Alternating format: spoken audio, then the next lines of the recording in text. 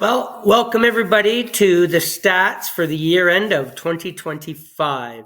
I'm excited to get this out here. I am promising, and my goal this year is to make sure that I get these stats out monthly so that anybody that's interested in watching and learning and seeing what the market's doing will join in. So I'm just going to get started. I'm going to make it quick so it's not too prolonged, just to give you an idea. So these stats are based on our board, which is the Brantford Real Estate Association, which includes Brantford City, all of Brant County, so your Paris, Burford, Scotland. So this is the overall market. If you want to pinpoint something more like Paris or Woodstock or something like that, just let me know. I have no problem sending that to you as well. So quickly, here we go. So as you can see by this graph, average price for the last 3 years, you can see it has gone down. That's all homes, all price ranges. So 2023 was 713. 2024 went down 2.2% to 697. And then, of course, in 2025, it went down another 3% down to 676. So we're down 3% over the last 3 years, which is not huge. It's not a huge amount. Obviously, if we were to go back farther from the COVID era, this number would be a lot bigger. But it shows there's been a slowly decline in prices, but it isn't horrible when you consider it all. So months of supply, you can see that the month supply has gone up. So 2023, the average months of supply was 2.7. Again, what is months of supply? That's the demand. So how much inventory do we have? 2.7 would mean that we have 2.7 months of inventory. If no other listings were to come on the market based on the sales, it would take 2.7 months to eat up the inventory. 1 to 3, they say, is a seller's market. A 3 to 6, 3 to 5, 3 to 6 is a balanced market. And then anything over 6 is definitely a buyer's market. So you can see here from 2023, we were 2.7 inventory, months of inventory. 2024 went up 25% to 3.4 months of inventory. And again, now it went up 20% to 4.1 months. So right now, the end of 2025, definitely we're in a balanced market. You can see sales, a decline in the last 3 years. 2023 is 1878. The following year went down 3%, 1822, and then a bigger drop this year of 1,617, down 11%.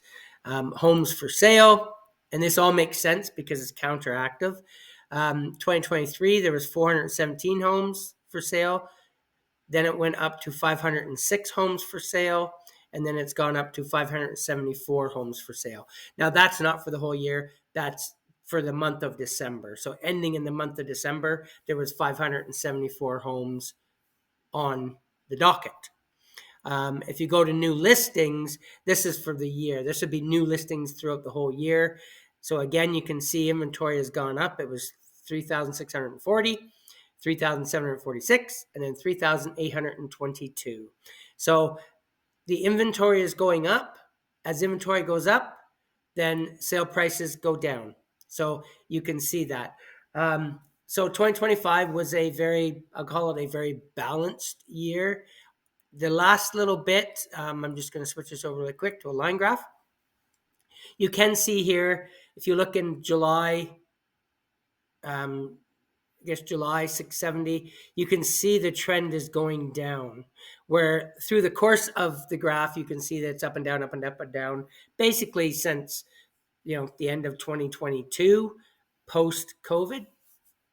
And then once the COVID and the interest rate started to spike, then you could see the prices were going down. So overall, in the last, 4 years, 3 to 4 years, we've kind of stayed, pretty equal. You can see a little bit of a downward trend. So what does that mean for us as